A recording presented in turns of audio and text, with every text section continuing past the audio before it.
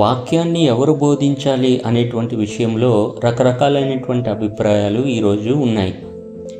ఈ వాక్యము బోధించేటువంటి వాళ్ళు ఎవరు అని అంటే 1 కొరింథీ పత్రిక 12వ అధ్యాయం 28వ వచనంలో సంఘములో ఆయా పరిచర్య ధర్మాలు జరిగించడానికని చెప్పి దేవుడు కొందరిని అపోస్తలుగాను, కొందరిని బోధకులుగాను, వారి వారి శక్తి కొలది వారి యొక్క ఆసక్తి ప్రకారము దేవుడు కొందరికి కొన్ని పనులు అనేటువంటివి అప్పగించాడు.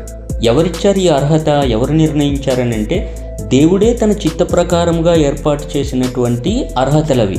కానీ ఈ రోజుల్లో దాన్ని ఎలా మార్చేశారని అంటే పాస్టర్ అనే సర్టిఫికెట్ ఉన్నటువంటి వాడు మాత్రమే బైబిల్ పట్టుకొని బోధించాలి, రెవరెండ్ అయినటువంటి వ్యక్తి మాత్రమే బోధించాలి, లేకపోతే అంతకన్నా పెద్ద హోదా ఏంటి అని అంటే దేవుడిచ్చినటువంటి అర్హత కాదు, బిషప్ అనేటువంటి మనుషులు కల్పించేటువంటి యొక్క పదవుల ఆధారంగా బోధ వీళ్ళు మాత్రమే చెయ్యాలి అనేటువంటి విధానము ఈరోజు అమల్లో ఉంది.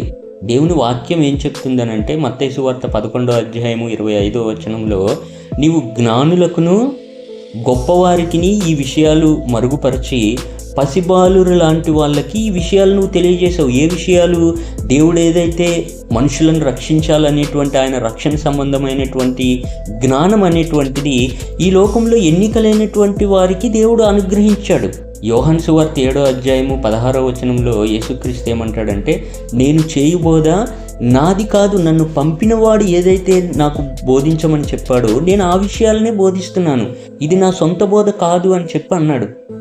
కాబట్టి ఎవరు ఈ బోధ చెయ్యాలి అని అంటే ఎవ్వరూ చెయ్యకూడదు. దేవుని బోధ అనేటువంటిది దేవుడు ఏదైతే తన సంకల్పం ప్రకారం వాక్యాన్ని సిద్ధపరిచాడో ఈ వాక్యం అనేటువంటిది లోకమందంతటా రక్షణ విషయమైనటువంటి వాక్యము ప్రచురం అవ్వడానికి నువ్వు ఒక సాధనంగా వాడబడాలి. కానీ నీ సొంత బోధ చేయడానికి నువ్వు బోధకుడిగా ఈ లోక సంబంధమైనటువంటి పాస్టర్ సర్టిఫికెట్లో, రెవరెండ్ సర్టిఫికెట్లో, మరి ఇంకే రకమైనటువంటి ఈ లోక సంబంధమైనటువంటి అర్హతలు మనకు ఉండాల్సినటువంటి అవసరము లేదు.